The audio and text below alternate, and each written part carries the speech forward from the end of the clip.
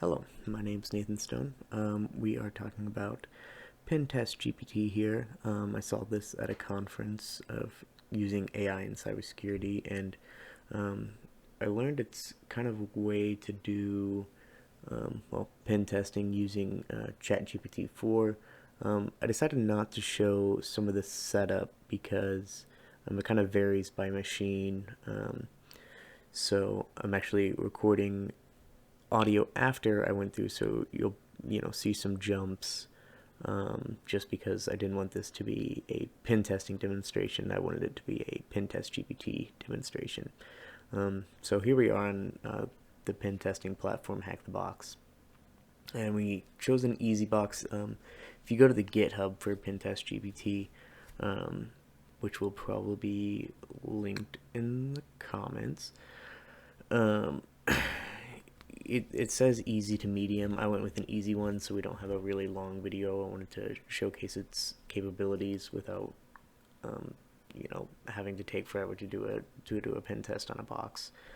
But as you can see, I told Pintest GPT here I wanted to test this IP address to hack the box machine. And it kind of goes through, it'll give you a checklist as you go through. And here it says use nmap dash p dash, which is not ideal because that scan will take a long time. So a little bit of my own experience, I know to not do that one. And so as you'll see, we'll wait for nmap here. We get the scan results, which I will copy over.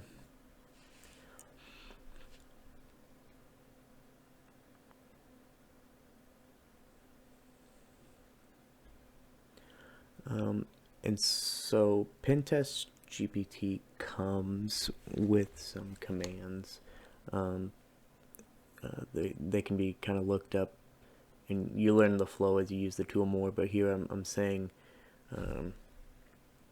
here's what the output of this tool was. I told it I'm going to give you the output of a tool. Sometimes it takes a little bit, so I cut that part out just so we're not sitting here in silence waiting for things to happen. And here's kind of an example of the workflow that I do using this tool during pen testing. Is kind of see what Pintest GPT says, and then it doesn't do it for you, but it gives you a pretty good idea. It's like, hey, start looking down this path. Here I am just kind of looking at things, kind of skip ahead because I spent a while doing this, another skip ahead, that I've found a vulnerability that I think is useful. I do think it could be better, and maybe this is a limitation, is the route that I end up going. Pen test, it helped me reach there because I was started asking questions and going down the rabbit hole. But this CVE in particular wasn't the right way. I actually, as you can see, I'm trying to log in here, and it gives an example of some credentials that actually work, and then so I get in, and so at this point I have to kind of turn around and say, hey, what can you tell me? Well, again, I have the ability to upload these WAR files, and could look it up online, but you have a little chatbot that you can talk to here. So I ask, is there any way I can exploit using this WAR file? Skip ahead. It does actually say that I can create a malicious WAR file payload, and so after looking that up online, it brings me right to a way to upload a reverse shell. It creates the shell essentially for me. All I have to do is get this to run. I accidentally made a typo earlier.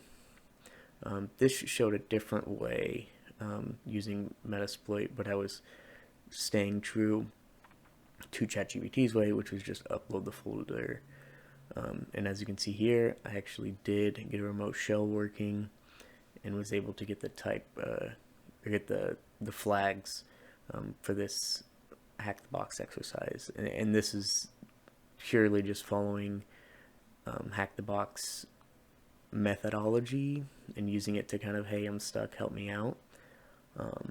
Made an error here.